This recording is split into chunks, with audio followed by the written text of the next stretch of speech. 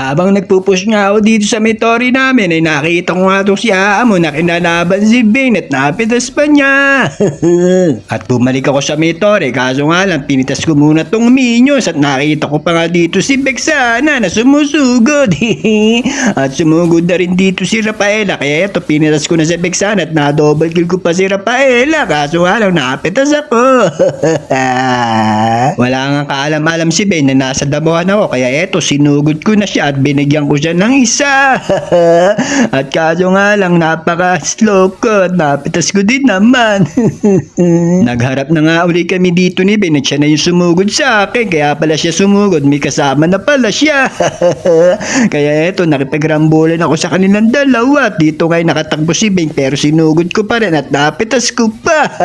Ulahan na nga ako dyan pero hinarap ko pa rin si Vexana. Alam kong manipis lang to kaya kayang-kaya ko. Kayang-kaya niya ako.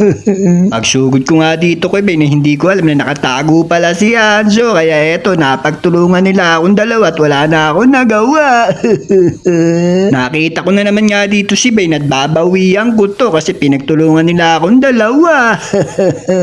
At dito ngay nakita ko yung kasama ko kaya eto, nagpahabol ako kay Ben at nakita din ni Aamo kaya pinitas nila si Ben. At habang nagkiklear nga ako dito sa may tori nila, bigla akong sinugod ni Hanzo kaya napaatras ako pero napaisip ako na baka kaya ko naman siya. Kaya eto, nakipaglaban ako sa kanya ng buong lakas ko kaso nga lang bigla niya akong tinabuhan, natakot na siguro.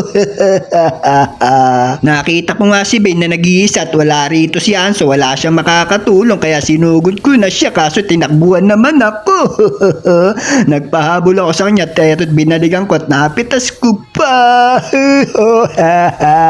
Kukunin ko nga muna to bago ko kayong takbuhan kasi dalawa kayo kaya dito ko dinala si Hanzo sa walang kasama. At nakipag-clash ako mag-isa sa kanya kaso nga lang buwang mapupuruan din ako dito kaya namali pa ako ng talon.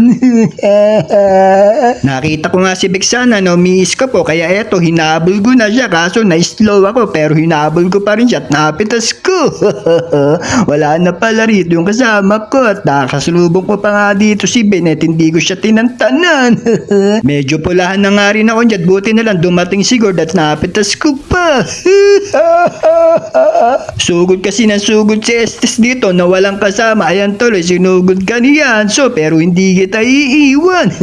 Napansin ko nga yung tali niya na nandito kaya dito ko siya hihintayin kaso nga lang bigla niya ako nakita kaya dumiska po siya.